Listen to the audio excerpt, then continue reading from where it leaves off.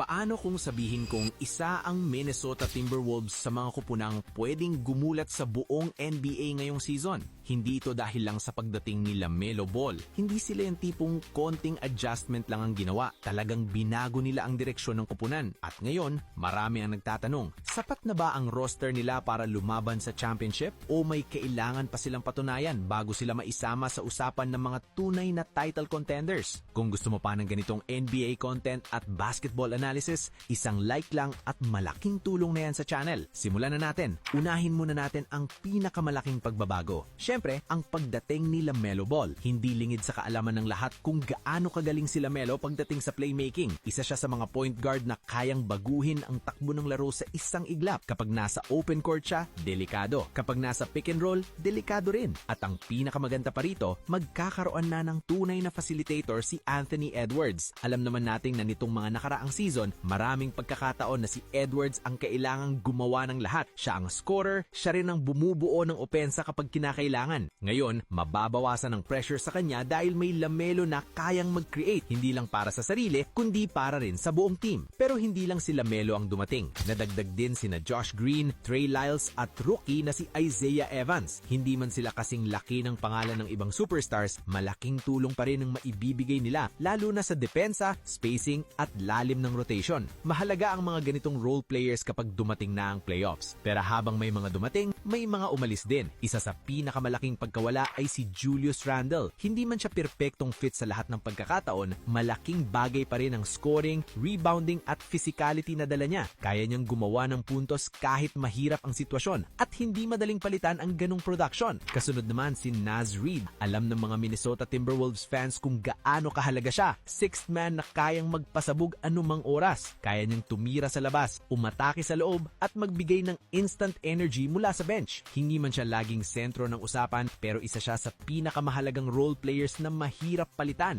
Dagdag pa dyan ang pagkawala ng veteranong si Mike Conley. Hindi man siya ang leading scorer, napakalaki ng naging ambag niya bilang leader at floor general. Isa siya sa mga nagpapatatag ng opensa ng Timberwolves sa mga dikitang laban. Kaya ang tanong ngayon, sapat na ba ang mga bagong additions para mapunan ang lahat ng nawalang ito? Kung titingnan ng projected starting lineup, mukhang exciting talaga. Nariyan sila LaMelo Ball sa point guard, Anthony Edwards sa shooting guard, Jaden McDaniels sa wing, Trey Lyles sa power forward at Rudy Gobert sa gitna. Sa depensa pa lang, alam mong mahihirapan na agad ang mga kalaban. Kapag healthy ang grupong ito, kaya nilang makipagsabayan sa kahit sinong contender sa liga. At syempre, nandyan ang bagong Big Three. Unahin natin si Anthony Edwards. Sa ngayon, siya na ang mukha ng prangkisa. Bawat season ay mas lalo siyang gumagaling. Mas mature ang decision making niya, mas kumpiyansa sa clutch moments at mas handang akuin ang responsibilidad bilang leader ng kupunan. Sunod naman si LaMelo Ball. Ang pinakamalaking tanong sa kanya, hindi talento.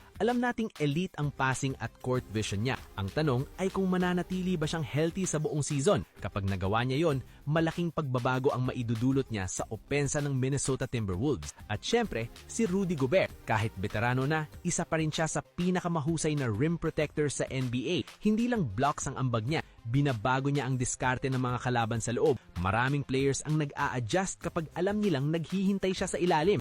Pero may isa pang bagay na dapat bantayan. Hindi lang kasi talento ang magpapapanalo sa isang koponan. Mahalaga rin kung gaano kabilis mag-adjust ang mga bagong players at kung paano sila magsasama sa loob. Dahil sa Western Conference, halos wala kang libreng panalo. Kapag bumagal ang laro mo o pumalya ang execution mo, mabilis kang mapag-iiwanan sa standings. At isa pa, patuloy pang nagpapagaling si Donte DiVincenzo matapos ang Achilles injury. Si LaMelo naman ay may injury history sa mga nakaraang season. Kaya malaking factor pa rin kung mananatiling healthy ang core nila sa buong taon. At huwag na nating kalimutan ang lakas ng Western Conference.